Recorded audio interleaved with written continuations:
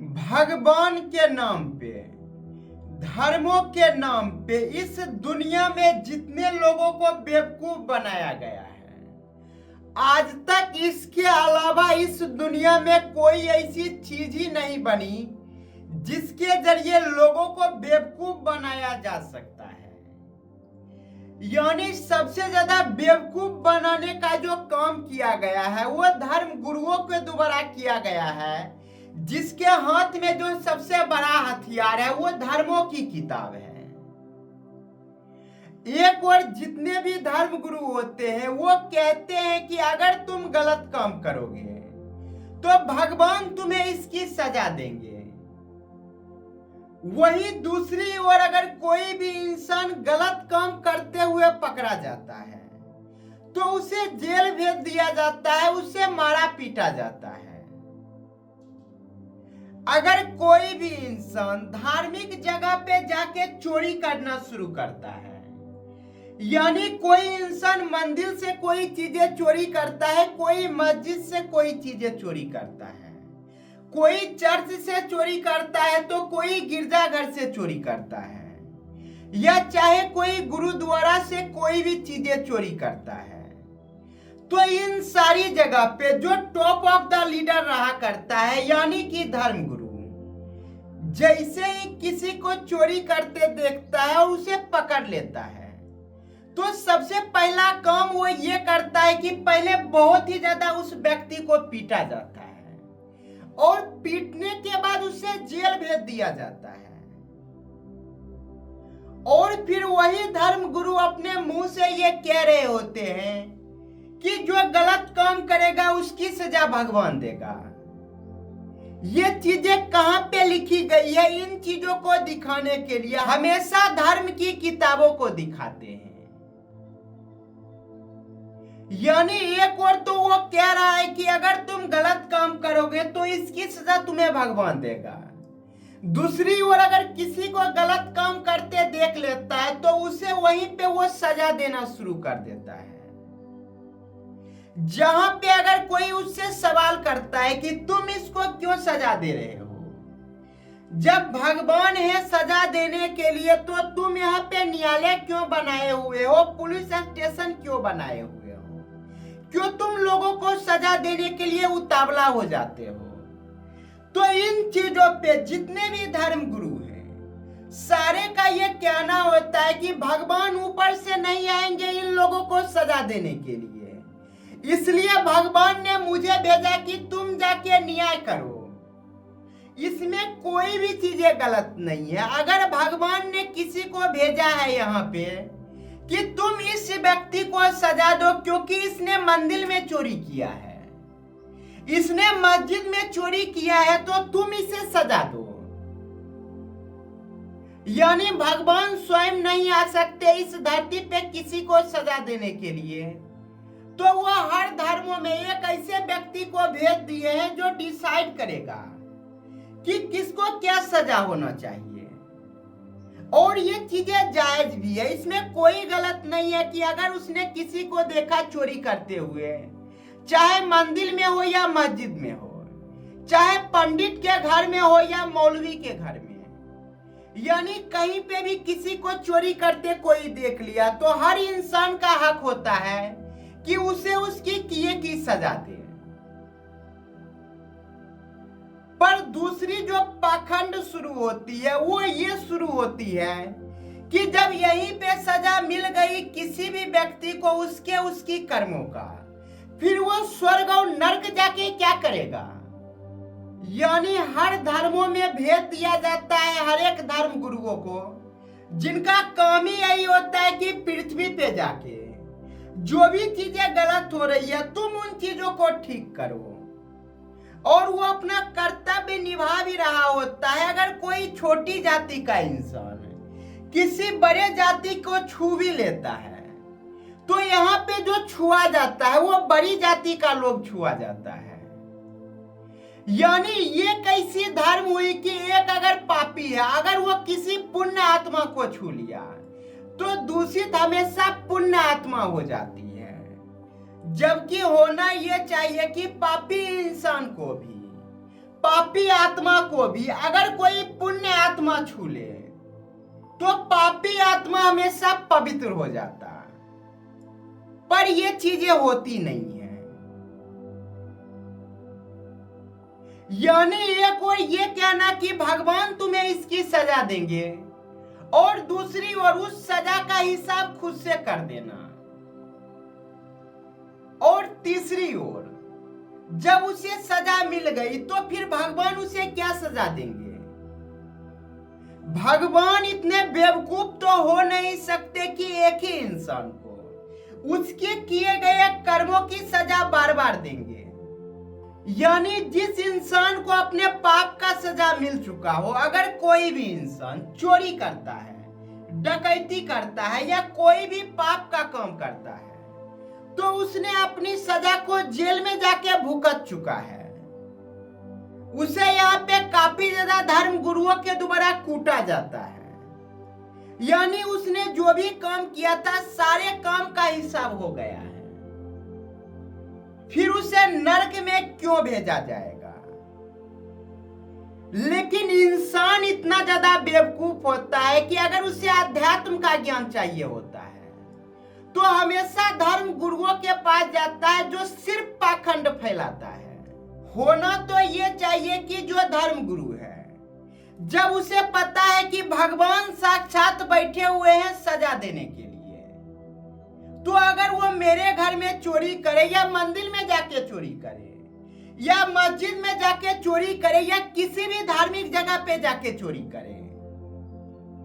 तो वो अपना कर्म कर रहा है चोरी करने का, जिसका सजा पाने के लिए वो तैयार है। लेकिन जब वो स्वर्ग या नरक में जाएगा तब वो अपने सजा को पालेगा। फिर यहाँ पे इंसान क्यों बैठा हुआ है जज बन के, क्यों कोर्ट कचहरी बनी हुई है, जब सुप्रीम कोर्ट ऊपर तय हो चुकी है कि नरक में इसको हर किए की सजा मिल जाएगी, अगर वो अच्छा काम करेगा तो उसे स्वर्ग में इसकी सजा मिलेगी। यानी कि स्वर्ग में उसकी काफी अच्छे से खातिरदारी की जाएगी, जहां पे किसी भी चीजों की कोई कमी नहीं होगी। यानी इस दुनिया में सबसे ज्यादा जो पापी इंसान होता है वो सिर्फ धर्म गुरु होता है और धार्मिक लोग होता है, जिसे भगवान पे जरा सा भी भरोसा नहीं होता। जो जितने बड़े धार्मिक लोग होते हैं वो असल में उतने ही ज्यादा पापी लोग होते हैं। अगर वो पापी लोग नहीं होते तो उसको कोई मारे या उसकी सामान की कोई चोरी कर ले तो उन चीजों से कभी वो गुस्सा नहीं होता, क्योंकि उसे पता है कि अगर मेरे घर में कोई चोरी करता है तो पाप उसे लगेगी और मेरे साथ गलत हो गया तो मुझे इसकी सजा भगवान स्वर्ग में देंगे, जहां पे आज मैं दुख को काट रहा हूं। तो दुख काटने की वजह से भगवान मुझे स्वर्ग में ले जाएंगे ताकि मेरी खातिरदारी अच्छी से की जा सके। यानी कि जो क्लेम करता है कि भगवान सबसे ऊपर होते हैं, भगवान सब कुछ देख रहे होते हैं, असल में वही व्यक्ति सबसे ज्यादा पाप कर रहा होता है, क्योंकि भगवान के नाम पे वो सिर्फ धंधा चला रहा होता है। यानी एक और तो ये कहना कि तुम्हें इसकी सजा नरक में मिलेगी और दूसरी ओर उसकी सजा खुद से देना, इससे बड़ा पाप इस दुनिया में क्या होगा। जो लोग बता रहे होते हैं कि भगवानों के द्वारा ही सब चीज की जाती है इस दुनिया में, यानी धर्मों के जो लोग होते हैं वही लोग ये साबित करते हैं कि ऊपर कोई भी बैठा हुआ नहीं है। अगर ऊपर कोई भी बैठा होता तो वो मुझे नहीं भेजते तुम लोगों को सजा देने के लिए, और अगर तुम्हें मैंने सजा दे दिया है तुम्हारे कर्मों का तो फिर स्वर्ग और नरक की कोई जगह ही नहीं रह जाएगी, क्योंकि यहीं पे तुम्हें वो सारी चीजें मिल गई हैं। और दूसरी चीजें जो सबसे फेमस चीजें हैं वो ये कहती है कि अगर तुम गलत काम करोगे तो तुम्हें फिर से 84 लाख योनियों में भटकना पड़ेगा, जिसके पीछे का कंसेप्ट ये दिया जाता है कि जब तुम इंसानों के अलावा किसी के कोख में जन्म लोगे, चाहे वो कुत्ते के कोख में जन्म लो या हिरण के कोख में जन्म लो, जब तुम्हारा कोई शिकार करेगा, यानी कि अगर तुम मुर्गा बनते हो, और मुर्गा जब बनते हो तो जब तुम्हें कोई काट के खाएगा, चाहे इंसान हो या फिर जानवर, उस समय जो दर्द महसूस होगा वो उसी कर्मों का फल रहेगा जो कि इस जीवन में तुम पाप कर रहे हो। यानी कि अगर कोई भी इंसान पाप करता है तो उसका जन्म हिरण में होगा या और भी जानवरों में, जहां उस जानवर को कोई हंट करने के लिए बैठा रहेगा, और जब उस जानवर को कोई जिंदा चबा जाएगा, फिर उसे जो वो दर्द महसूस होगी, तब उसे एहसास होगा कि मैंने क्यों पाप किया था इंसानी जीवन में आके, जिसकी सजा मुझे ये मिल रही है कि मुझे 84 लाख योनियों में भटकना पड़ रहा है। और इसके बाद फिर बताया जाता है कि तुम्हें स्वर्ग और नरक में भी भेजा जाएगा। यानी धर्मों में जो बातें कही जाती है, डबल स्टैंडर्ड की चीजें। एक और ये कि अगर मैं धर्म गुरु हूं तो मैं डिसाइड करूंगा कि तुम्हें क्या सजा मिलेगी। भगवान ने मुझे भेजा है यहाँ पे न्याय करने के लिए। इट्स ओके, न्याय हो गई है, तुम उसे उसके कर्मों की सजा दे चुके हो, तो अब फिर तुम उसे क्यों कहते हो कि तुम्हें 84 लाख योनियों में भटकना पड़ेगा, और इतना से भी काम नहीं चलेगा। तुम्हें स्वर्ग जाना होगा, तुम्हें नरक जाना होगा। यानी धर्म गुरु से बड़ा पाखंड इस दुनिया में कोई पैदा ही नहीं हुआ है।